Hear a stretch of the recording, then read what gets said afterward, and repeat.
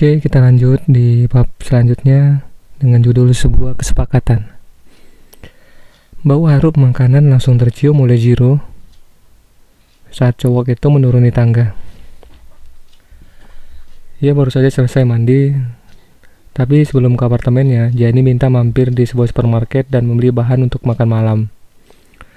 Jiro setuju saja karena ia kesal sebab Finley tak membelah Spasona, bahkan tak mau mengangkat panggilan darinya.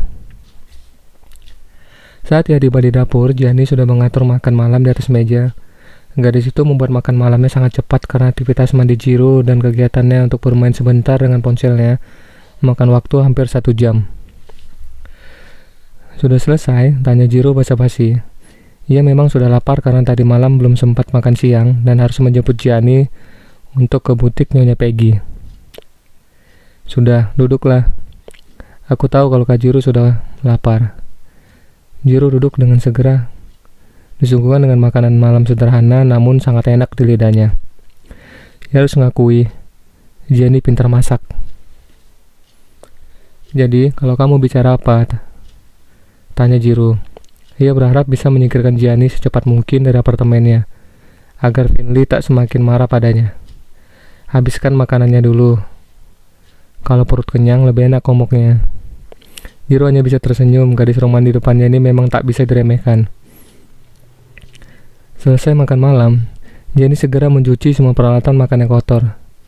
Ia mengeringkan tangannya dan segera duduk di depan Jiro yang masih terus mengirimi pesan kepada Finley, yang memujuk perempuan itu agar tak marah padanya. Mari kita bicara, Kak, tanpa handphonemu itu. Jiro minum meletakkan HP-nya di atas meja, lalu menatap Gianni. Bicaralah. Aku tahu kalau kakak tak menyukaiku, kata Gianni, membuat Jiro terkekeh. Gadis depannya ini sungguh terduga. Baguslah kalau kamu tahu itu. Aku juga tak menyukaimu, Kak. Lalu mengapa kau menerima perjodohan konyol ini? Batalkan saja. Uangmu sudah banyak terkuras untuk memesan baju pengantin dan cincin pernikahan. Aku gak peduli, itu bahkan tak membuat tabunganku menjadi miring. Asalkan aku tak jadi menikah denganmu itu. Uang itu tak akan ada artinya. Gianni tertawa, dasar sombong. Bukan sombong, tapi itulah kenyataannya. Gadis itu bersedekap, lalu menatap Jiro dengan mata polosnya yang terlihat berani. Pernikahan ini akan tetap terjadi, Kak. Aku akan membuatmu meninggalkan Kak Finley. Jiro menatap Gianni tak percaya. Kau sudah tahu kalau Finley menjalin hubungan denganku, dan kau masih mau menikah denganku. Seperti yang kukatakan kalau aku akan membuat Kak Jiro melupakan Kak Finley. Aku tak mau kakakku menderita karena perselingkuhan kalian. Aku mencintai Finley, Kak Jiro dengan tegas. Cinta kalian salah. Aku dan Finley sudah jadian sebelum Geraldo dan Finley menikah. Dan kakakku dan Kak Finley sudah dijodohkan saat mereka masih berusia 5 tahun. Kakakku sangat mencintai Kak Finley. Mereka bahkan sudah punya anak. Jiro tersenyum sinis. Cinta adalah cinta. Aku tak bisa membunuh rasa cintaku pada Finley. Itu karena Kak Jiro tak pernah mencobanya. Aku sudah mencobanya saat aku tinggal di Sydney. Namun setiap kali aku tidur dengan garis-garis itu, aku selalu membayangkan tubuh Finley. Karena itu, mari kita coba dengan cara yang benar. Cara yang benar, Jiro jadi penasaran dengan gadis yang ada di depannya ini. Melalui pernikahan kita. Maksudnya? Kita menikah selama setahun, Kak. Selama setahun itu, kakak tak boleh tidur dengan Kak Finley.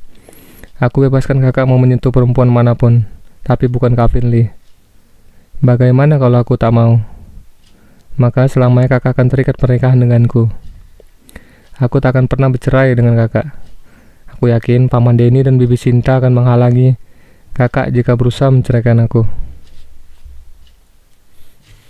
Jiro memandang gadis di depannya dengan cara yang berani, menatap langsung menarik matanya. Dia tak pernah bertemu dengan gadis yang berani menatapnya seperti itu. Bahkan Finley selalu tak bisa menahan tatapan mata Jiro yang katanya sangat memabukkan itu. Jadi, kalau selama setahun aku tak menyentuh Finley, maka kau akan bercerai denganku. Ya, baik. Tapi bagaimana dengan kebutuhan biologisku? Bukankah sudah kukatakan kalau aku mengizinkan kakak tidur dengan perempuan siapa saja kecuali Kak Finley? Aku tak mau sembarangan bermain dengan perempuan. Jadi bagaimana aku bisa mendapatkan kebutuhan biologisku? Tanya Kak Jiro sambil menatap Gianni sangat erat. Aku siap menjadi wanita pengganti Kak Finley. Jiro tertawa sangat keras. Kau bukanlah gadis yang bisa membangkitkan hasratku untuk menyentuh wanita. Aku mau gadis yang tubuhnya sempurna seperti Finley. Jiro berharap kalau Gianni akan tersinggung dengan penghinaannya. Namun gadis itu justru tersenyum. Kakak belum mencobanya, bagaimana mungkin kakak bisa langsung mengatakan kalau aku tak bisa membangkitkan hasrat kakak untuk cinta? What? Inikah gadis rumahan yang tak pernah mengenal dunia luar? Inikah gadis pemalu yang tak pernah mengenal laki-laki lain dalam hidupnya selain papa dan kakaknya? Jenny menanam senyumnya. Kenapa kak? Ada yang salah dengan kata-kataku? Bukankah melihat saja tak cukup? Seperti makanan, kakak nggak akan tahu rasanya jika tidak mencicipinya. Jiro semakin dibuat terkejut dengan kata-kata Gianni. Ia bahkan kehabisan kata untuk membalas perkataan gadis itu. Jiro tak mau menunjukkan kelemahannya. Gianni adalah gadis belia yang baru genap berusia 20 tahun. Sementara dirinya adalah pria berpengalaman yang sudah berusia 28 tahun. Kau benar. Lebih baik merasakan daripada hanya dilihat saja. Bagaimana kalau aku ingin mencobanya sekarang? Boleh? Jiro hampir saja melompat dari tempat duduknya. Ia tak menyangka kalau Gianni akan menyentuhnya. Tapi jika kakak ingin mencoba buku sekarang, aku bisa pastikan kalau kakak tak akan pernah melepaskan aku. Percaya diri sekali kamu.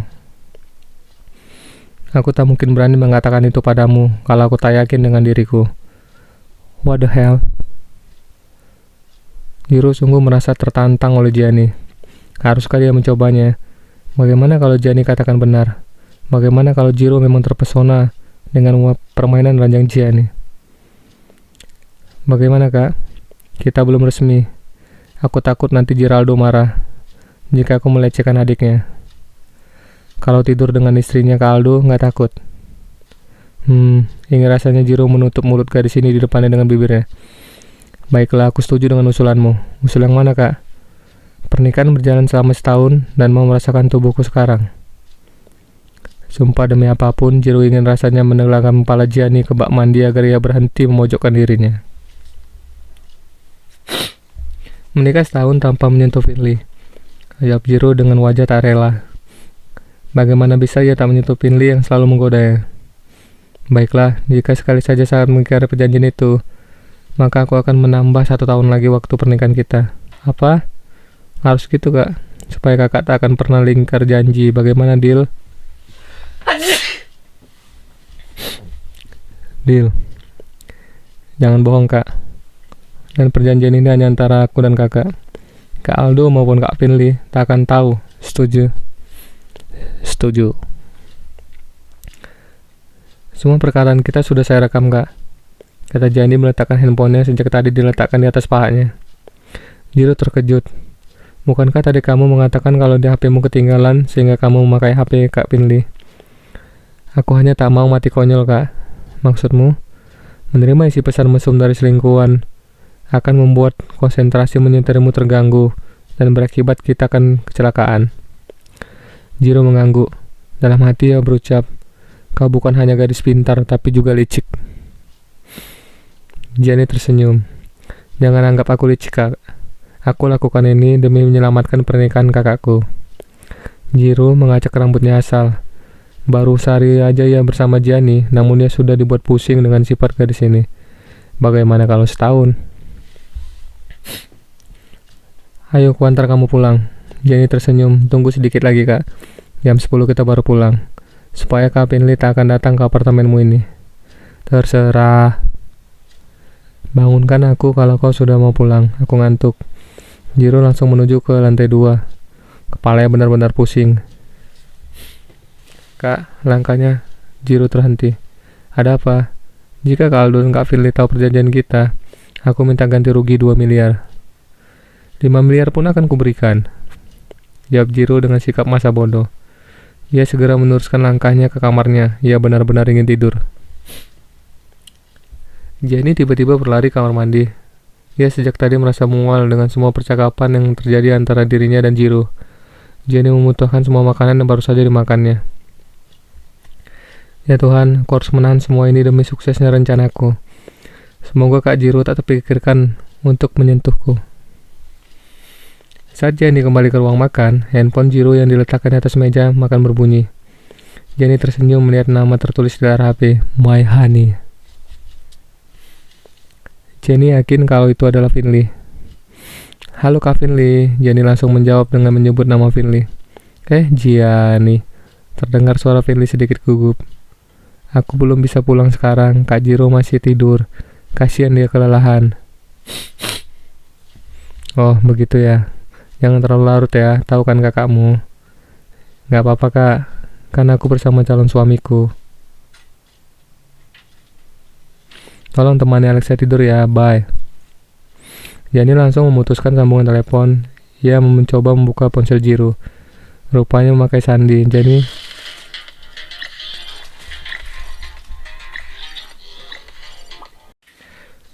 Jenny langsung memutuskan sambungan telepon.